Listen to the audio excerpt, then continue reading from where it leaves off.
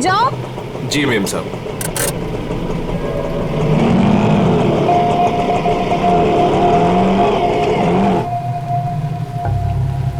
Hello Vishakha, मैं करिश्मा बोल रही हूँ। मैं एमजी रोड के यहाँ कंस्ट्रक्शन बिल्डिंग पे खड़ी हूँ। मुझे तुमसे तुम्हारी शादी के बारे में बहुत जरूरी बात करनी है।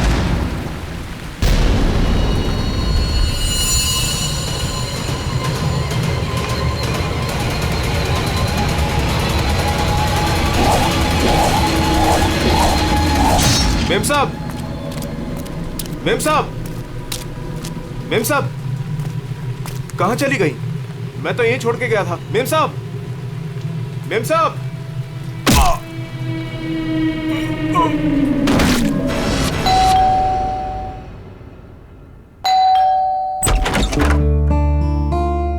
अरे आप इतनी जल्दी आ गए ऑफिस से? आज हाँ, आज काम कुछ कम था। ये लो, आते आते तुम्हारे लिए कुछ साग सब्जियां लाया हूँ और इसे फ्रीजर में रख दो। विशाखा के लिए लाया हूँ, उसे आइसक्रीम पसंद है ना। आज आपकी लाडली ये खाने वाली नहीं है। पर क्यों? आज सुबह से ही उदास है, खुद को कमरे में बंद कर रखा है और खाना भी नहीं खाया उसने। तुमने उसे कुछ कह दिया क्या? मैं क्या कहूँगी, लेकिन हाँ, आज सुबह किसी का फोन आया था।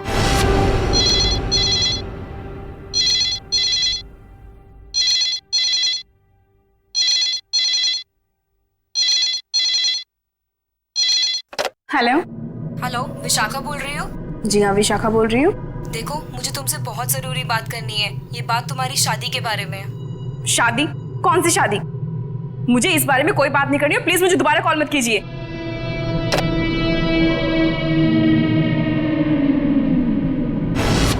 अरे इतनी मुश्किल से तो 2 हफ्ते पहले टूटी हुई शादी को भूल पाई थी, और फोन करके उसके जख्म किसने हरे कर दिए? बहुत पूछा मैंने कि किसका फोन था, लेकिन रोई जा रही है, जवाब ही नहीं दे रही है। मैं देखता हूँ, तुम चिंता मत करो। विशाखा, विशाखा बेटे, विशाखा बेटे, दरवाजा खोलो। विशाखा, दरवाजा खोलो। विशाखा! ये दरवाजा क्यों नहीं खोल रही है? रोने की आवाज भी नहीं आ रही। कहीं उसने कुछ? अरे तुम विशाखा को नहीं पहचानती क्या? वो ऐसा कुछ नहीं करेगी। विशाखा बेटा, दरवाजा खोलो बेटे। विशाखा, दरवाजा खोलो। विशाखा! विशाखा?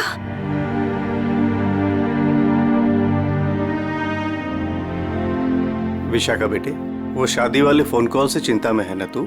हाँ पापा, काश मैंने उस गलत लड़के से शादी की जिद न की होती। मेरी वजह से आप लोगों को कितना अपमान सहना पड़ा। अरे नहीं बेटी, ऐसा कुछ नहीं है। उस लड़के के साथ तेरी शादी नहीं हुई, ये तो बड़ी अच्छी बात है। उस परिवार से तू बच गई बेटे।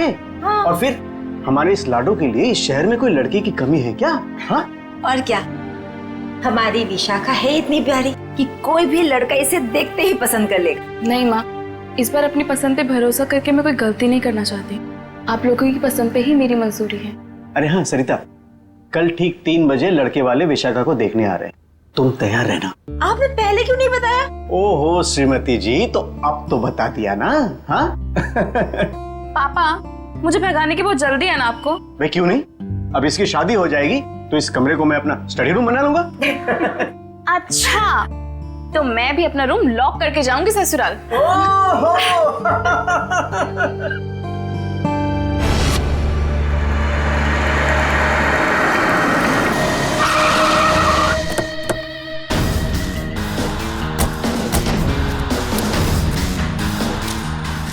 भाई साहब, मैं यहाँ का बचपन, मैंने ही आपको फोन किया था। लाश कहाँ पर है? जी उस तरफ।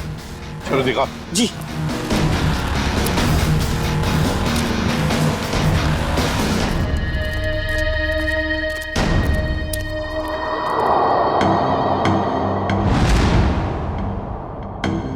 ये ईंटें निकालो।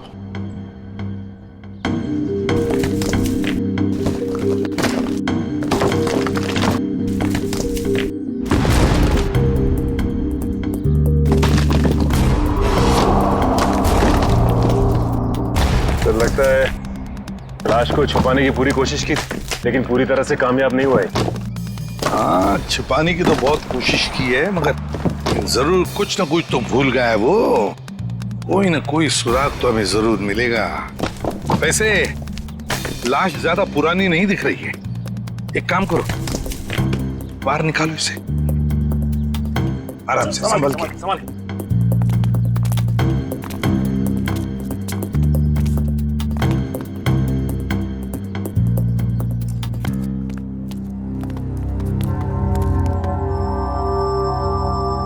ये देखो, बड़ी बेरहमी से मारा है इसे। सामने से सीधे चाकू घोंप दिया सीने में। हाँ सर, देख के लगता है कि इसे चीखने चिल्लाने का मौका ही नहीं मिला। ये देखो, इसके सिर के पीछे भी चोट है। लगता है जिसने भी ये किया है ना, शायद पीछे से आकर इस रिक्शा वाले के सिर पर पीछे से हमला किया, वार किया। ये बेचारा मुड़ गया हमलावर को देखने के लिए, तो सामने से चाकू घोंप दिया।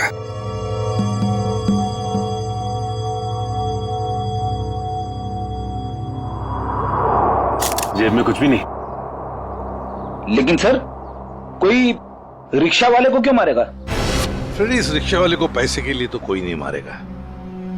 हो सकता है इस रिक्शा वाले का किसी के साथ झगड़ा वगड़ा हुआ होगा या आपसी दुश्मनी हो, लेकिन अगर इसकी लाश यहाँ पर है, रिक्शा कहाँ पर होगी?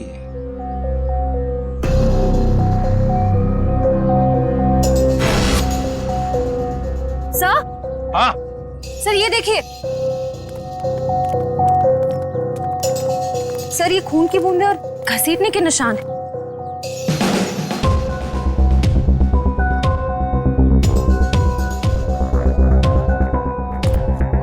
ये देखो, लगता है जिसने भी ये किया है, इस रिक्शा वाले को यहाँ से घसीट कर वो लेकर गया वहां ईंटों में छुपाने के लिए। वो क्या है?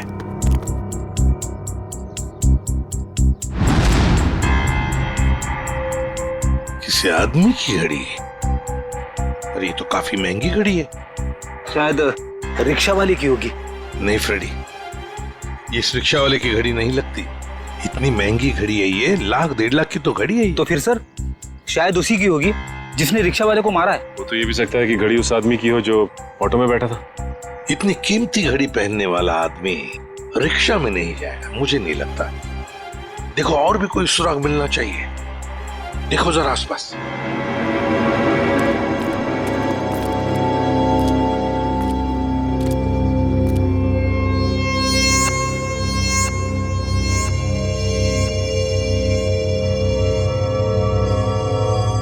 अरे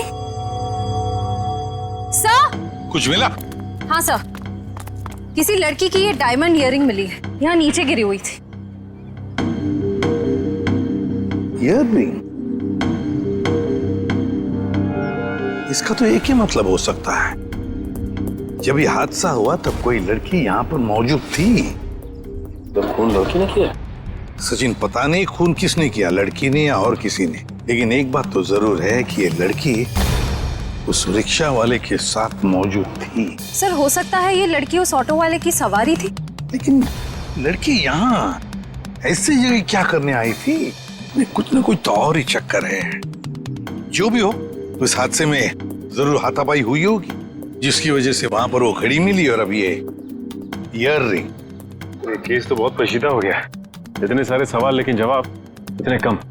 सारे सवालों का जवाब इसी बिल्डिंग में है। इस बिल्डिंग को अच्छी तरह से छान मारते हैं। Let's go.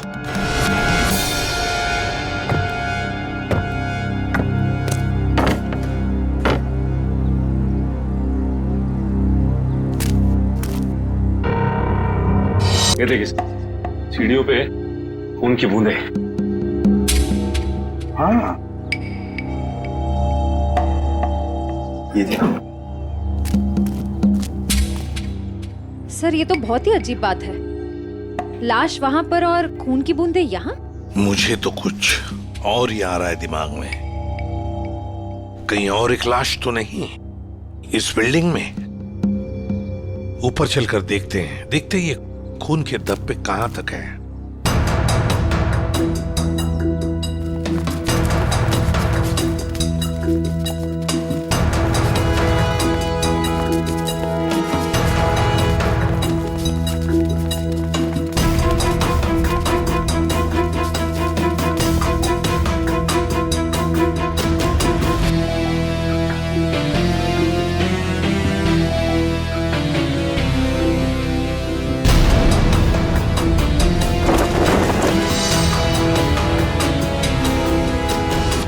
भाई साहब मैं तो कहता हूँ अभय और विशाखा एक दूसरे के लिए बिल्कुल सही है। दोनों के ख्यालात मिलते जुलते हैं, दोनों का स्वभाव एक है और वैसे एक साथ स्कूल में पढ़ चुके हैं।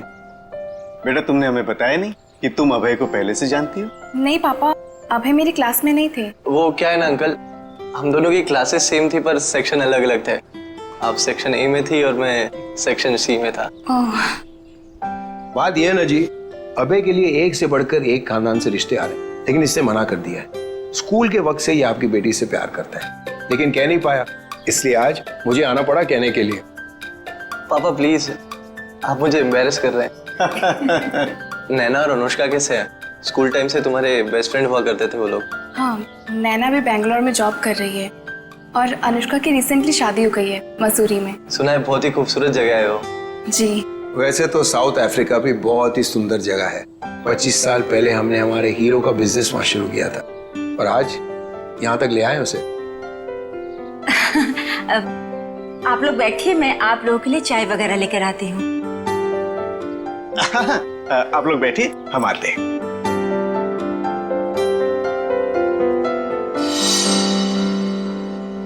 क्या बात है सरिता, क्या हुआ? देखिए, लड़का और परिवार तो मुझे अच्छे लग रहे हैं, लेकिन एक बार आप साफ साफ पूछ लीजिए, लेन देन की जो भी बात है। सरिता क्यों चिंता करती हो? देखो मुझे नहीं लगता कि धीरेन्द्र जी की कोई मांग है, और अगर होगी भी तो हम मांग पूरी कर देंगे ना। देखो सरिता, मेरी पेंशन है, तुम्हारे जेवर है, और अगर जरूरत पड़ी तो हम ये मकान बेच देंगे। आखिर हमारी एक ही बेटी है। ओफो, आप एक बार पूछ तो लीजिए ना, कहीं कोई बड़ी मांग रख दी तो। फिर तो ये रिश्ता नहीं हो पाएगा। खैर, अपनी किस्मत है, देखते हैं। चलो लीजिए भाई साहब। ये सब लाने की क्या जरूरत थी? इतनी तकलीफ क्यों की आपने? अरे क्या कहते हैं भाई साहब, ये तो कुछ भी नहीं है, ये तो आपको लेना ही पड़ेगा। चाय लीजिए। ये लो बेटे।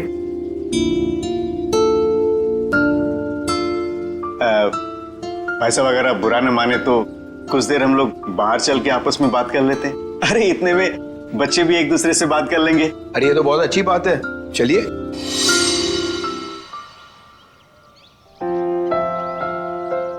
भाई साहब, आपका बेटा हमें बहुत पसंद है। मुझे भी बिल्कुल विशाखा जैसी बहू चाहिए थी। अगर विशाखा अभय को पसंद उसकी करे, फिक्र आप मत कीजिए, हमारी मंजूरी में ही उसके यहाँ है। ये तो बड़ी अच्छी बात है, तो मैं बात पक्की समझूं? जी जरूर।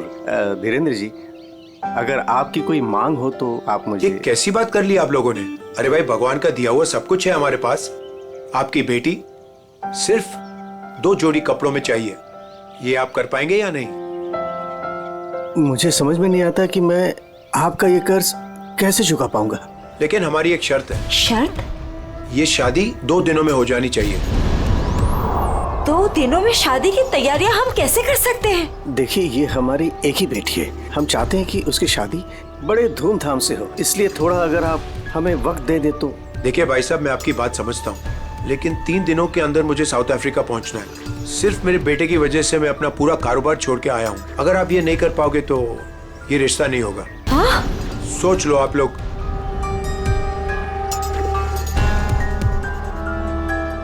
ठीक है भाई साहब, ये शादी परसों ही होगी। ये तो बहुत अच्छी बात है, मुबारक हो। देखिए, आप शादी की तैयारियां कीजिए, पैसे की चिंता न कीजिए, वो हम करेंगे। जी।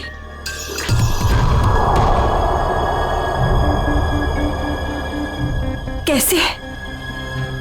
तुम चिंता मत करो सरिता, भगवान की जो मर्जी है वही होगा। चलो शादी की तैयारी करते हैं।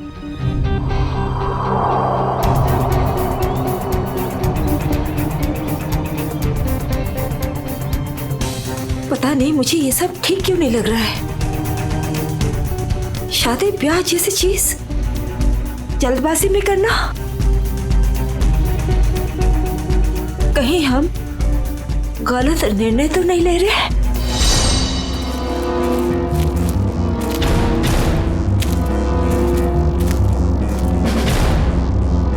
सर, इस लड़की का चेहरा तो पूरी तरह से बिगड़ चुका है, इसकी पहचान करना बहुत मुश्किल होगा। तो सर, लड़की के पास से ना ही कोई आइडेंटिफिकेशन मिला है, ना ही कोई मोबाइल। तो लाश को देख के लगता है कि इसकी और उस ऑटो ड्राइवर की मौत लगभग एक ही वक्त हुई है सर।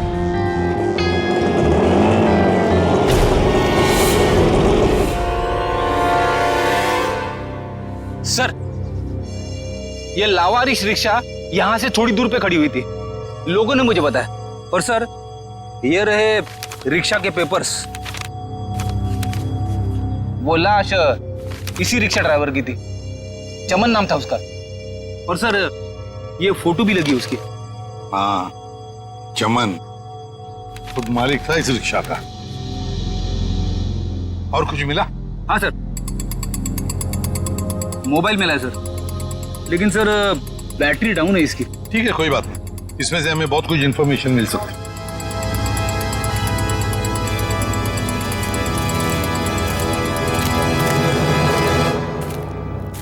वॉचमैन होना यहाँ के। कैसी ड्यूटी करते हो? दो खून हुए यहाँ पर। साहब जी, ये सब कैसे हुआ? मुझे नहीं पता चला। चुप, नाटक बंद। जरा याद करके बताओ, क्या कोई आया था यहाँ पर इस रिक्शा में से? कोई नहीं आया था इस रिक्शा से। ये कैसे हो सकता है? हाँ? कोई बिल्डिंग से ऑटो दूर क्यों खड़ा करेगा? बताओ कौन आया था? हाँ साहब जी, याद आया, जब मैं खाना खाने गया था ना, जरूर कोई आया होगा। झूठी करते हो।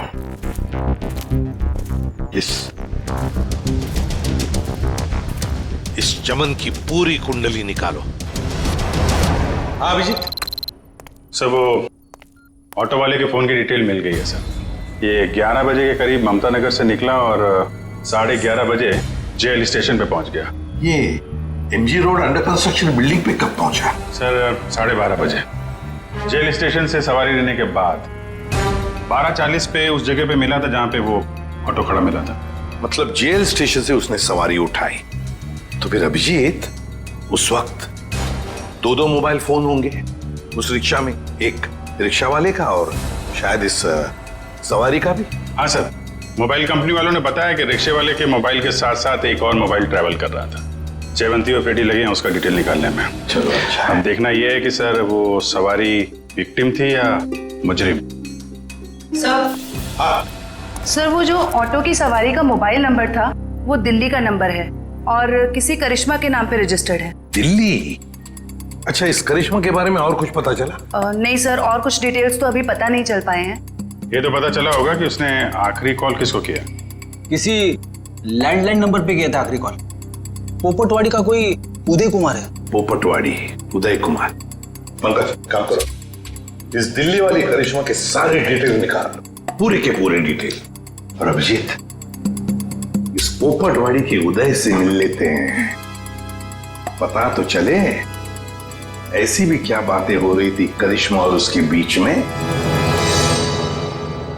इसका चेहरा तो बहुत बुरी तरह से बिगड़ गया है, एकदम तहस नहस हो गया है। सर, इनके फेस को हम रिकंस्ट्रक्ट नहीं करवा सकते? बहुत मुश्किल काम है तारिका, बहुत वक्त लगेगा। हाँ, लेकिन एक बात जरूर पता चल गई। ये पता चल गई कि ये काम क्या करती थी। क्या काम? तारिका, ये लड़की एक नर्स थी। नर्स?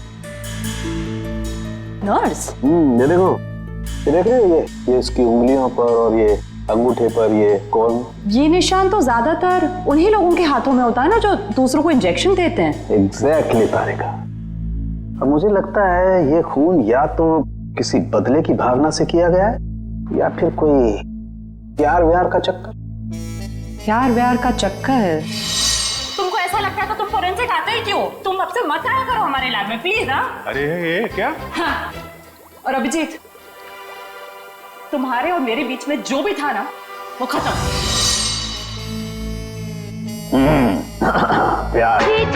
सीआईडी? यहाँ सब कुछ ठीक तो है ना? देखिए, आप फिक्र मत कीजिए, हमें पता है आपके घर में शादी का रस्म चल रहा है, लेकिन देखिए बात को ज्यादा नहीं है, सिर्फ 2 मिनट की बात है। एक बात बताइए, कल लैंडलाइन पे कोई अनजान फोन आया था? हाँ, मेरी बेटी विशाखा ने फोन उठाया था। जरा बुलाइए ना विशाखा को। विशाखा बेटी, 1 मिनट इधर आना। हाँ जी, 1 मिनट। जी पापा। बेटे ये। हाय विशाखा, शादी मुबारक हो। Thank you. हम सीआईडी से हैं, मैं इंस्पेक्टर श्रेया। कल सुबह 10 बजे लैंडलाइन पे एक कॉल आया था। जी आया था। किसका फोन था? किसी करिश्मा का फोन था, बट मैं उसे नहीं जानती। अगर तुम उस लड़की को नहीं जानती हो तो उसने तुम्हें क्यों कॉल की? दरअसल वो मुझसे मिलना चाहती थी पर मैंने उसे मना कर दिया। तुम तो कह रहे हो तुम उसे जानती तक नहीं, फिर भी वो तुमसे बात करना चाहती थी। कोई ना कोई तो वजह जरूर होगी, हैं? बताओ। शायद वो मेरी शादी के बारे में कुछ बात करना चाहती थी। क्या क्या बात करना चाहती थी? कुछ बताया उसने? जी, तब तक तो मुझे भी नहीं पता था कि मेरी शादी होने वाली है। वो शायद मेरी पिछली शादी के बारे में बात करना चाहती थी। मतलब विशाखा, तुम्हारी पहले भी एक शादी तय हो चुकी थी जो टूट चुकी है। देखिए प्लीज, अगर इस बारे में इस वक्त बात न करें तो अच्छा होगा। बड़ी मुश्किल से उस सदमे से ये उभर पाई है। प्लीज। पापा, इट्स ओके, मुझे उस बात से कोई फर्क नहीं पड़ता है। पर आप इस फोन कॉल के बारे में मुझसे इतने सवाल क्यों पूछ रहे हैं? दरअसल बात यह है कि करिश्मा नाम की उस लड़की का। अरे एक मिनट में समझाता हूं। देखिए, ये करिश्मा जिसने फोन किया था यहाँ पर, हम उससे मिलना चाहते हैं एक केस के सिलसिले में। ये करिश्मा कोई मुजरिम है क्या? क्या इसने कोई जुल्म किया है और ये मुझसे क्यों बात करना चाहती है? देखो, करिश्मा मुजरिम है या नहीं ये अब तक तय नहीं हुआ है। खैर छोड़ो, आप लोग शादी की तैयारियां करो। और विशाखा, हम सब की तरफ से शादी मुबारक हो। Thank you.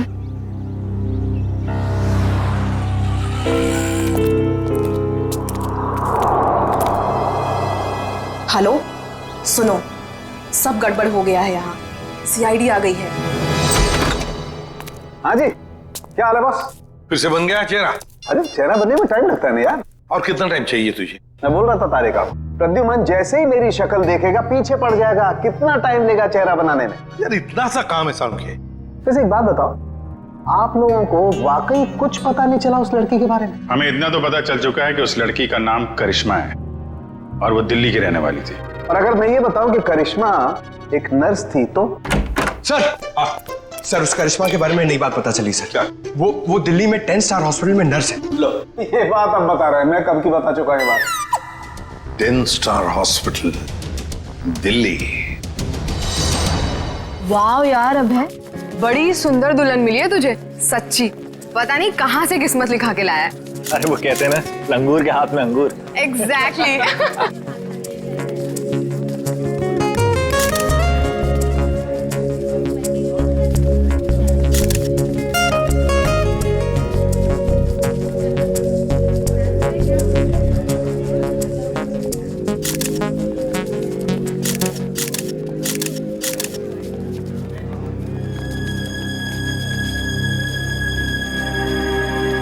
उदय जी, आप रो रहे हो?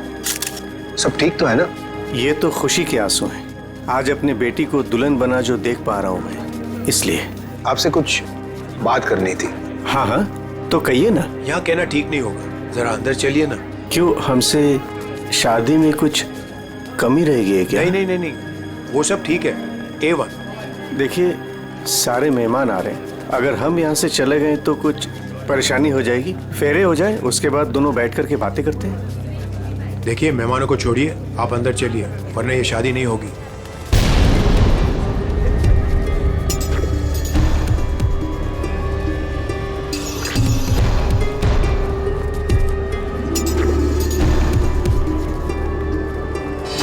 आइए उदय जी।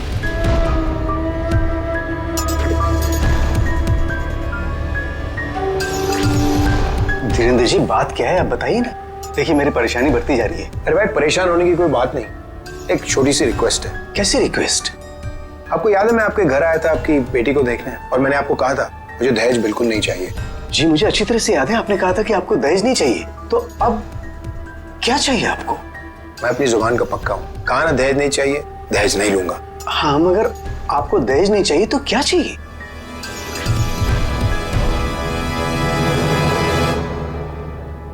किडनी। किडनी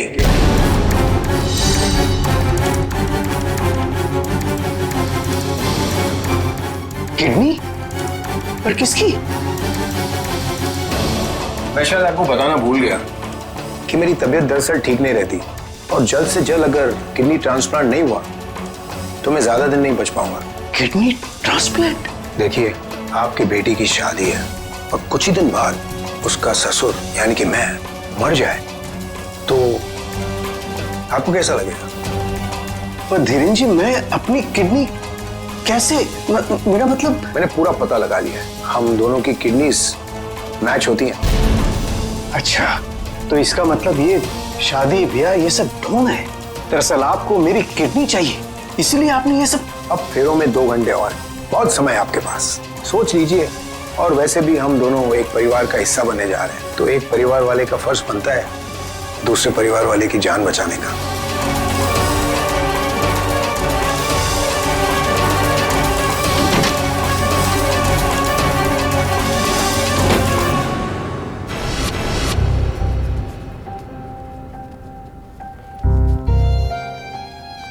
आपको दहेज नहीं चाहिए तो क्या चाहिए? Kidney, kidney, kidney.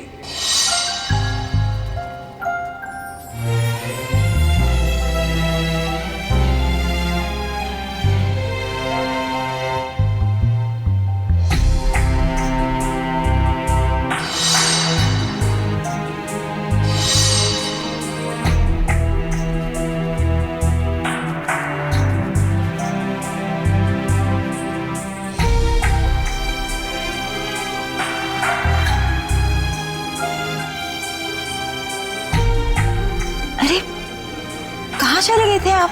कुमार साहब आए हैं अपनी पत्नी के साथ, वो आपको ढूंढ रहे थे। सरिता, आओ मेरे साथ, 2 मिनट तुमसे बात करनी है। चलो।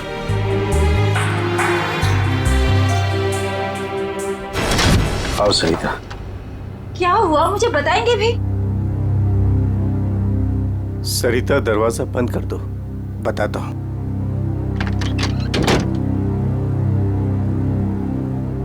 अभी तो बताइए, मुझे बहुत घबराहट हो रही है। धीरेन्द्र जी ने मुझसे कुछ मांगा है। पता था मुझे कि ये शादी दहेज लिए बिना हो ही नहीं सकती। वैसे कितने पैसे मांगे हैं उन्होंने? नहीं, उन्होंने मुझसे पैसे नहीं मांगे। तो फिर? सरिता, उन्होंने मुझसे मेरी किडनी मांगी है। किडनी? हाँ सरिता। हे भगवान, इसका मतलब ये सब शादी वादी ढोंग है। वो आपकी किडनी लेना चाहते हैं? मुझे भी यही लग रहा है। ये अचानक से उनका मेरे घर आना, फिर 2 दिन में शादी, और अब ये सब कुछ। सरिता, मुझे तो इसमें बहुत बड़ी साजिश लग रही है। तो क्या अब हमारी विशाखा की शादी फिर से टूट जाएगी? अगर मैंने किडनी नहीं दी तो ऐसा ही होगा। ना सरिता, तुम मत रो।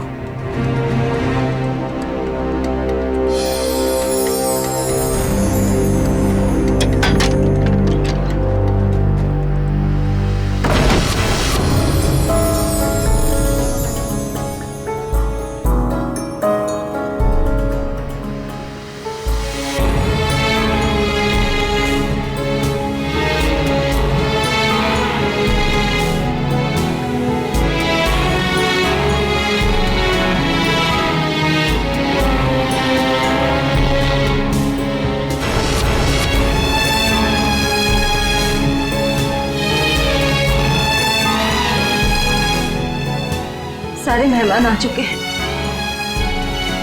और अगर इस बार भी हमारी विशाखा की शादी नहीं हुई तो वो पूरी तरह टूट जाएगी।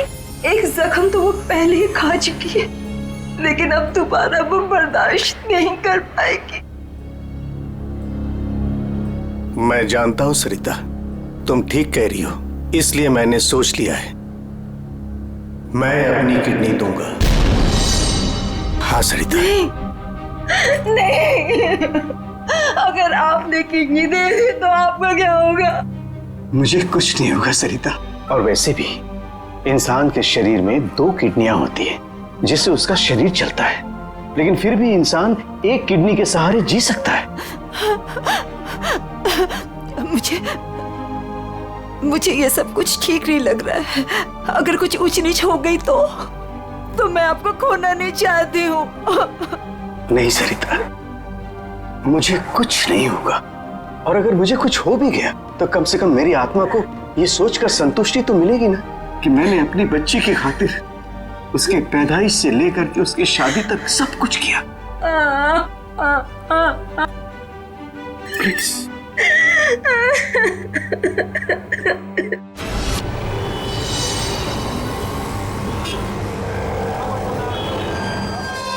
हेलो सर, मैं अनुज, इस हॉस्पिटल का डीन। करिश्मा की मौत की खबर सुनकर आई एम शॉक्ड। वो बहुत ही काबिल नर्स थी। वैसे डॉक्टर साहब एक बात समझ में नहीं आ रही है, ये करिश्मा ने अचानक से छुट्टी क्यों ली और फिर यहाँ से मुंबई चली गई? कोई खास वजह थी क्या छुट्टी लेने में? उसने छुट्टी ली और यहाँ से चली गई। अब यहाँ से जाने के बाद वो कहाँ गई, किस लिए गई, इसके बारे में हमें कुछ नहीं पता। देखिए, हम लोग करिश्मा के घर गए थे, लेकिन वहां से कोई ज्यादा जानकारी मिली नहीं है। क्या आप बता सकते हैं कि यहाँ पे करिश्मा को कोई सामान वगैरह पड़ा है? आप चाहें तो करिश्मा का लॉकर देख सकते हैं। जी हाँ, जरा दिखाइए लॉकर। आइए। चलिए। अरे सर, इस लॉकर को देखकर मुझे मेरी नानी की अलमारी याद आ गई। वो भी अपना सारा सामान ऐसे ही ठूस ठूस के रखती थी। सर, ये तो किसी मरीज की मेडिकल रिपोर्ट है। किसकी फाइल है ये? दे उदय कुमार। उदय? विशाखा के पिताजी उदय कुमार? कमाल है, इस फाइल को तो हॉस्पिटल के रिकॉर्ड रूम में होना चाहिए। ये करिश्मा के लॉकर में कैसे? मतलब ये करिश्मा उदय जी और उसके परिवार वालों को जानती थी? वो परिवार वाले तो बता रहे थे कि वो करिश्मा को जानते ही नहीं। जरा बताइए, किस चीज का इलाज चल रहा था उदय का?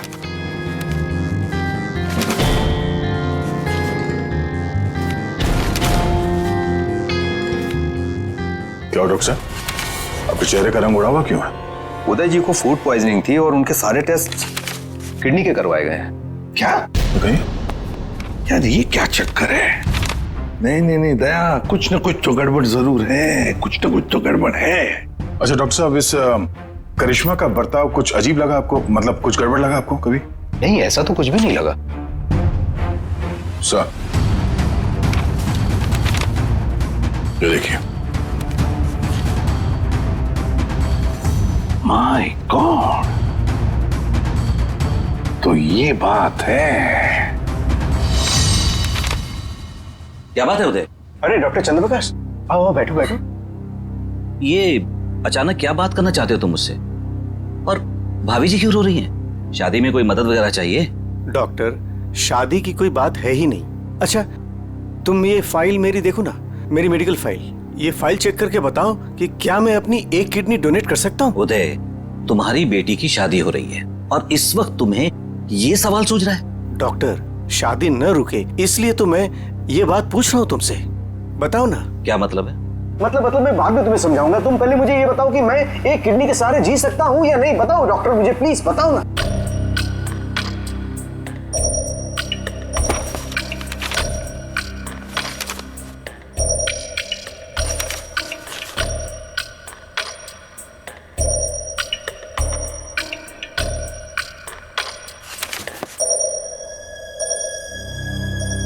डॉक्टर, रिपोर्ट ठीक तो है ना? क्या हुआ चंद्रप्रकाश, बताओ ना कुछ मुझे।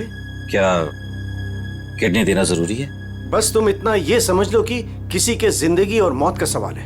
देखो, अगर मैंने किडनी डोनेट नहीं की ना तो मेरी बेटी की शादी रुक जाएगी। देखो उदय, तुम्हारी ये किडनी पहले से ही खराब है। क्या? सरिता, मुझे तो आज तक ये प्रॉब्लम कभी महसूस ही नहीं हुआ। कैसे किडनी फेलियर हो सकता है? क्योंकि उदय, तुम्हारी बॉडी दूसरी किडनी से फंक्शन कर रही है। आई एम सॉरी, अगर तुमने ये दूसरी किडनी भी डोनेट कर दी तो क्या? तो तुम्हारा बचना नामुमकिन है। पड़ेगी किसी भी हालत में। डॉक्टर प्लीज जरा चेक करके बताओ, कोई तो रास्ता निकालो। देखो उदय, फाइनल डिसीजन मैं नई रिपोर्ट के आने के बाद ही दे पाऊंगा, लेकिन इस रिपोर्ट के मुताबिक किडनी डोनेट करना मतलब मौत को दावत देने जैसा है।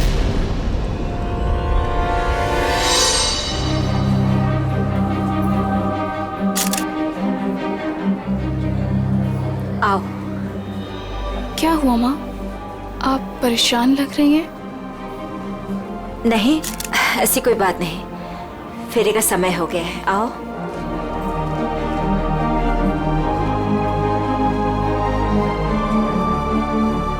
अरे उदय जी, आप ही को ढूंढ रहा था। फेरे लगवाएं या फिर मैं बारात वापस?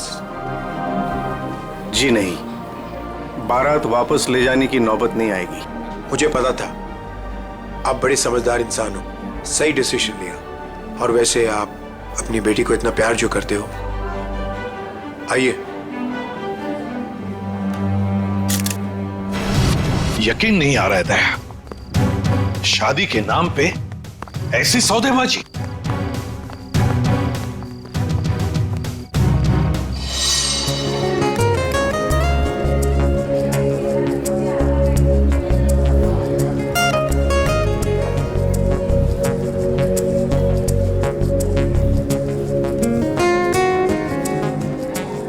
रुक जाइए।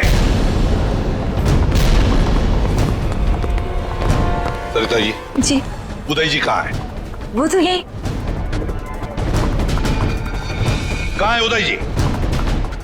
यही तो थे, कहाँ चले गए? आप लोग यहाँ फिर से, क्या हुआ? हमारा उदय जी से बात करना बहुत जरूरी है, जरा बुलाइए उन्हें। उदय जी। उदय जी। कहाँ गए उदय जी? बुलाइए। मम्मी, पापा कहाँ चले गए? आपके पापा कहाँ हैं? इसका जवाब अब ये देंगे धीरेन्द्र जी। क्यों धीरेन्द्र जी, जवाब देंगे ना? मुझे कुछ नहीं पता।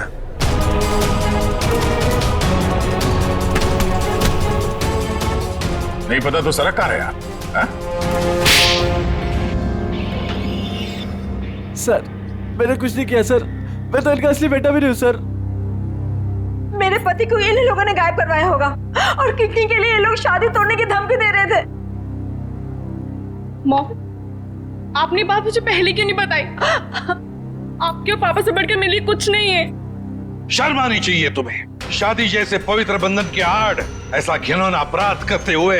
सर, मैं मानता हूँ इसी प्लान के जरिए मैंने किडनियों का व्यापार किया। क्या? शायद इसीलिए उन गुनाहों की सजा है कि मेरे खुद की किडनी बेकार हो गई। लेकिन इस बार सर, मैं खुद की जान बचाने के लिए कर रहा था। इसके लिए किसी और की जान चली जाए? अब बताओ, करिश्मा को क्यों मारा? सर, मैंने करिश्मा को नहीं मारा, बल्कि वो तो मेरी मदद करती थी मरीज ढूंढने में। सर, इस बार मैंने गैंग वालों को बताया बगैर एक किडनी गायब कर दी। उसी बात को लेकर वो मुझे ब्लैकमेल कर रही थी कि वो बाकी गैंग वालों को और विशाखा को ये बात बता देगी। इसीलिए तुमने करिश्मा को मारा है? इसीलिए? नहीं सर, मेरा यकीन मानो, मैंने उसे नहीं मारा। मुझे लगता है कि सर, उसके मौत के पीछे मेरे बाकी गैंग वालों का हाथ है। कौन है तुम्हारे साथी? कहाँ लेकर गए उदय को? किडनी निकलवाने। ऑपरेशन शायद शुरू भी हो गया होगा। कहाँ हो रहा है ये किडनी निकालने का ऑपरेशन?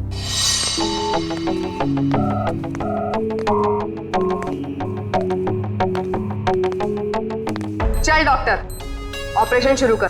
देखो, तुम जो ये कर रहे हो ना, ठीक नहीं कर रहे हो। बकवास बंद कर और अपना काम कर जल्दी।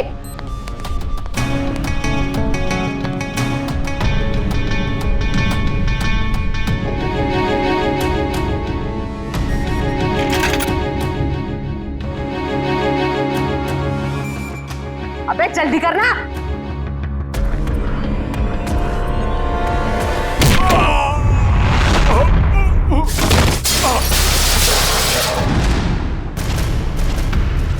कौन है वहां? कौन है?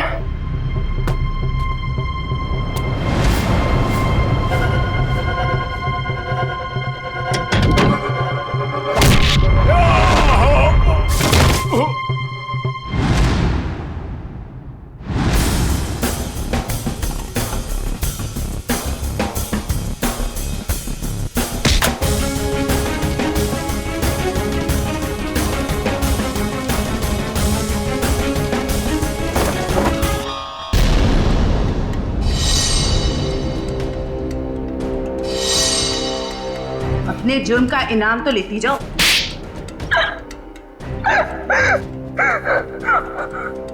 ये सारा षड्यंत्र हमने सिर्फ लोगों की किडनियां हथियाने के लिए किया है। ये सब पता है हमें। ये बताओ, करिश्मा को क्यों मारा तुम? क्योंकि करिश्मा हमें धोखा दे रही थी। लेकिन तुमने करिश्मा का खून किया, ये बात तुमने धीरेन्द्र से क्यों छुपाई? ताकि जब धीरेन्द्र किडनी ट्रांसप्लांट के लिए ऑपरेशन थिएटर में आए तो वहां उसे आराम से मार सके, ताकि वो खून ना लगकर एक हादसा लगे। और उदय की किडनी तुम ऊंचे दाम में बेचना चाहती थी, क्योंकि उदय का blood group Bombay blood group है, एक रेयर ब्लड ग्रुप है ना? यही प्लान था सर, लेकिन आप सीआईडी वालों की वजह से वो सब चौपट हो गया। करिश्मा का खून और कितने सारे मासूम लोगों की किडनियों की चोरी, तुम्हें तो फांसी ही होगी। इतना काफी है तुम्हें फांसी के फंदे तक पहुंचाने के लिए। जयवंती, ले जाओ इसे। सर।